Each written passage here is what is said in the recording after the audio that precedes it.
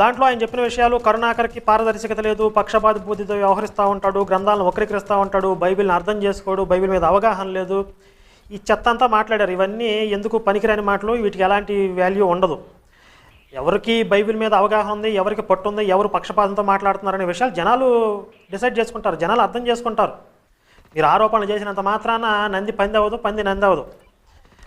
ముఖ్యంగా ఆయన మాట్లాడిన మాట ఏమిటంటే, ఈ ఇశ్రాయేలీల దేవుణ్ణి అని చెప్పుకోవటం బైబిల్ దేవుడు, మనం దాన్ని అది ఏ విధంగా సరైంది? దేవుడు అనేవాడు తనని తాను ఒక జాతికి వర్గానికి ప్రతినిధిగా చెప్పుకుంటాడా? అంత సంకుచిత భావంతో ఉంటాడా అని చెప్పి మనం అడిగిన ప్రశ్నకి ఆయన సమాధానం చెప్తూ, ఇశ్రాయేలీయులు అంటే ఒక జాతి వాచకం కాదు, అది జాతిని సూచించట్లేదు, అది గుణాన్ని సూచిస్తుంది.